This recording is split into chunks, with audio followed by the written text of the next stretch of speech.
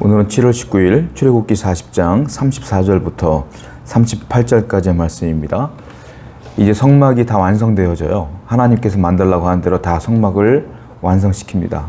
이제 끝났다고 생각하고 이제 완성됐다고 생각했는데 이제 사람의 노력이 끝나는 순간 놀라운 일이 벌어집니다. 거기에는 하나님의 영광이 임하기 시작하는 거예요. 여러분, 우리가 인생을 살다 보면 신앙생활이라는 게 그래요. 우리가 볼 때 이건 한계야, 이건 어려워, 이건 힘들어, 내가 할 만큼 다 했어, 이렇게 말하는 순간 그때부터 하나님이 일하기 시작하는 거거든요. 그게 신앙이에요. 그러니까 여러분들 항상 우리에게는 한계가 없다고 생각했으면 좋겠어요. 그 한계는 나의 한계가 아니라 하나님의 한계입니다. 여러분들이 할 수 없을 때 하나님이 일하셔요. 자, 34절 볼까요? 구름이 회막에 덮이고 여호와의 영광이 성막에 충만하매. 자, 구름이 회막에 덮였다. 그리고 여호와의 영광이 성막에 충만했다. 이제 성막을 만드는 일이 끝났어요.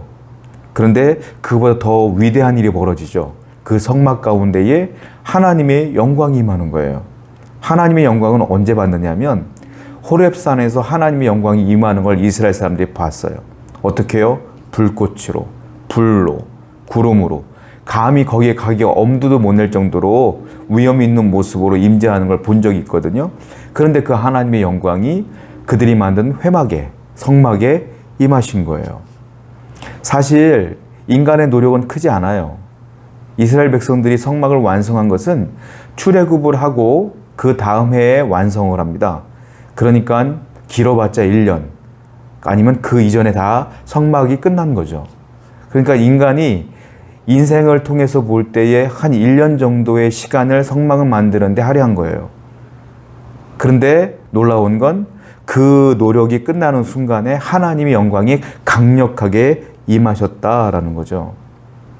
자, 인간이 한 것은, 사람들이 한 것은 아무것도 없어요. 하나님이 만들라고 한 대로 만든 것뿐이 없어요. 순종으로 말하면 이건 작은 순종에 불과한 거예요. 그 작은 순종의 결과가 무엇이냐면 하나님의 영광이 임했다라는 거죠. 여러분들이나 저나 하나님께 순종하고 말씀대로 살아가면 하나님의 영광이 바로 여러분들에게 임한다라는 거예요. 하나님의 영광이 임하는 건 우리의 작은 순종으로 인합니다라는 겁니다. 그러니까 신앙은 뭐예요? 늘 하나님 말씀에 순종하고 그 말씀에 아멘으로 해 나가는 것입니다. 오늘도 순종하시는 여러분 되길 축원드려요. 35절 볼까요? 모세가 회막에 들어갈 수 없었으니 이는 구름이 회막 위에 덮이고 여호와의 영광이 성막에 충만합니다. 모세가요, 안 하던 일을 합니다. 모세는 원래 하나님과 대면하는 일을 쉽게 생각했던 사람이에요. 호렙산에도 40일 동안 하나님과 대면했고요. 그리고 우리가 알다시피 가시떨기 나무에 임하신 하나님도 만났던 사람이에요. 그런데 이 영광이 얼마나 강력했느냐면 성막에, 회막에 하나님의 영광이 딱 임했는데 모세조차 두려워해요. 그리고 모세가 뭐예요? 들어갈 수 없었더라. 모세도 두려워서 그 근처에 갈 수가 없어요. 사실 이게 정상이에요. 하나님이 있는 곳에 어떻게 사람이 들락날락할 수 있겠어요? 인간은 죄인인데.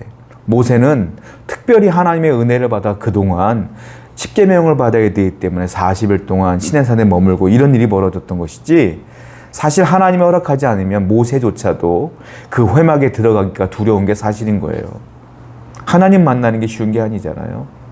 그런데 놀라운 일은 지금 오늘날 우리는 이 교회당에 나와서, 하나님 앞에 나와서 마음껏 기도할 수가 있다는 게 놀라운 거 아니겠습니까?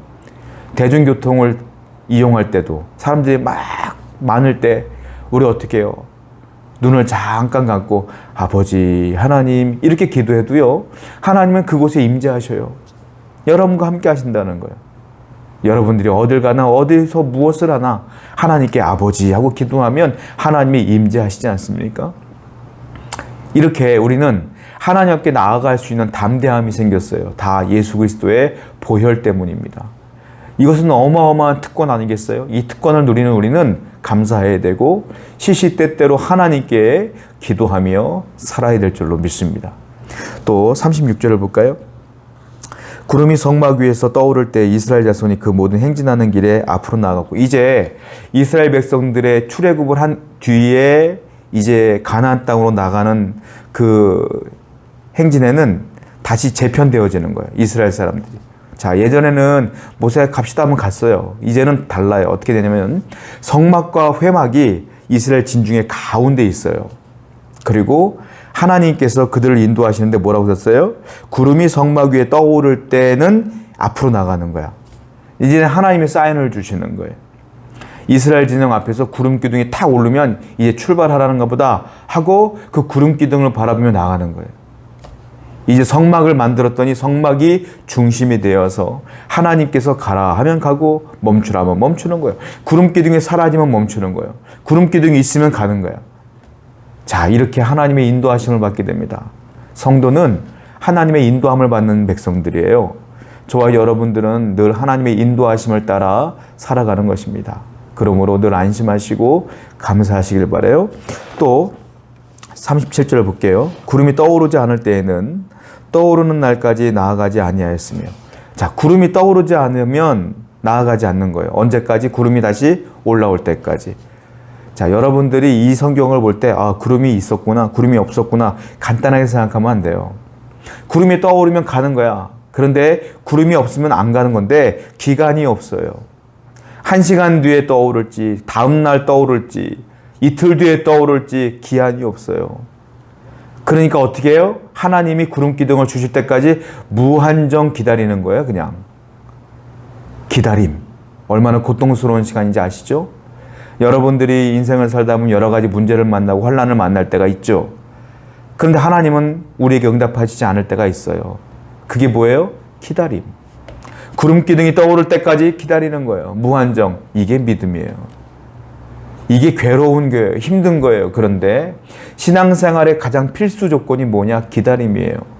그래서 하나님은 저와 여러분들에게 이 구름 기둥을 잠깐 사라지게 하시고 무한정 기다리게 하는 훈련을 하신다. 이 기다림은 철저하게 하나님의 때를 기다리는 겁니다. 혹시 여러분들 이 기다림의 때를 겪고 있습니까? 조금 더 기다리세요. 기다리지 못하고 내 마음대로 움직이는 순간 실수하는 거예요. 가나안 땅으로 가지 못하고 엉뚱한 블레셋으로 가게 되는 거예요. 그러므로 이 기다림은 신앙생활의 필수 조건이에요.